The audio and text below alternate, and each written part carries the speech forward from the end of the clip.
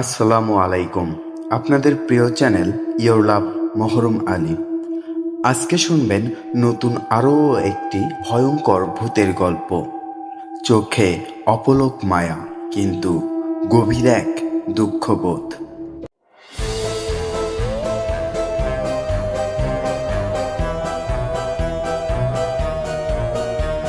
শেরপুর জেলার পাহাড়ি অঞ্চলে একটা আনসার ক্যাম্পাসে সেখানকার লোকমুখে শোনা যায়, রাতের বেলা সেখানে এক পাল ছাগল ঘুরে বেড়াতে দেখা যায়।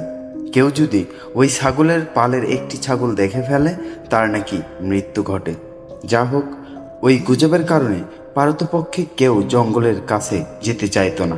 আর রাতের বেলা তো নয়, কারণ রাতের বেলা শূকরের পাল খাবার খুঁজতে বের হয়। ক্যাম্পে একজন নতুন সদস্য এসেছিল। সে ছিল খুব জেদি আর একরুখ। সে ওই গুজবটা শুনে সিদ্ধান্ত নিল, ওই রাতের বেলা ওই জঙ্গলে যাবে আর গুজবটাকে ভুয়ো প্রমাণিত করে সকালে ফিরে আসবে। সবার নিষেধ উপেক্ষা করে এক রাতে ওই সদস্য জঙ্গলের ভেতরে ঢুকলো। প্রচণ্ড আত্মবিশ্বাস আর সাহসের সাথে জঙ্গলের ভিতরে থেকে আরও গভীরে যেতে থাকলো। হঠাৎ খসখস খসখস করে বুনো ঝোপের ভিতর থেকে শব্দ হলো। সদস্য তার হাতের টর্চ দিয়ে ঝোপে আলো ফেলল। তাকে চমকে দিয়ে একটা মাঝারি সাইজের ছাগল চোখের সামনে দিয়ে দৌড়ে পালালো। ব্যাপারটাতে ভয়ের কিছুই নেই, কিন্তু তখনই ওই সদস্যর আত্মবিশ্বাস ভেঙে চুরমার হয়ে গেল। তার সাহসের স্থানে চেপে বসলো ভয়। পিছনে আবার খসখস শব্দ। সদস্য আর দাঁড়িয়ে থাকতে পারলো না, সমস্ত শক্তি দিয়ে দৌড় লাগালো। ক্যাম্পাসের নিশানা ভুলে গেল আর পিছনে তাড়া করতে লাগলো ওই খসখস শব্দ। সদস্য দৌড়াতে দৌড়াতে একটা ছোট লেকের ধারে এসে পৌঁছালো। কিনারায় একটা নৌকো বাঁধা ছিল। সদস্যর মনে হলো এই নৌকোটাই তাকে বাঁচাতে পারবে। সে নৌকোটায় উঠে পড়ল। নৌকোটা নিয়ে লেকের মাঝামাঝি চলে এলো।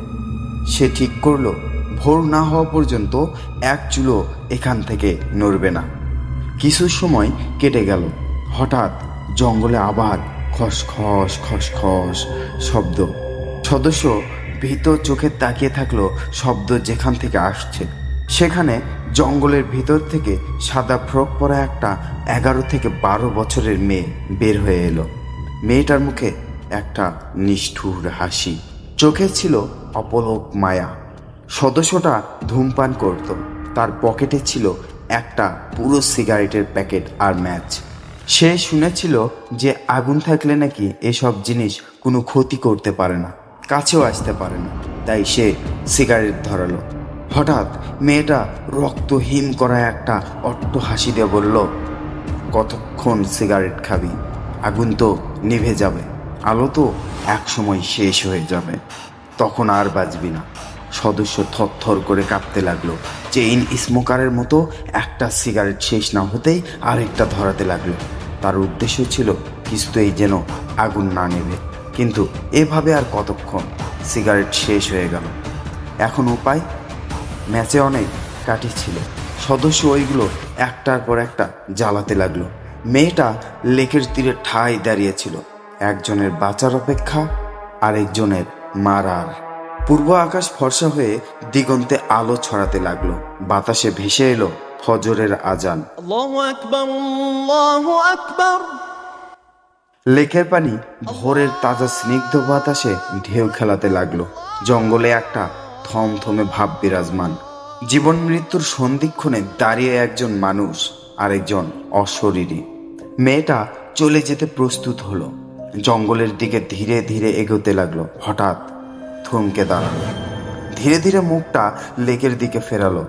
ঠোঁটে নিষ্ঠুর হাসি ফুটিয়ে বলল, এবারের মতো বেঁচে গেলি, পরের বার আর বাঁচবি না। সদস্যের চোখের সামনে মেয়েটা অদৃশ্য হয়ে গেল। সদস্য সূর্য না ওঠা পর্যন্ত লেকের পানিতে ছিল। তারপর নৌকা নিয়ে জঙ্গলের দিক দিয়ে না এসে ঘুরপথে তীরে পৌঁছালো।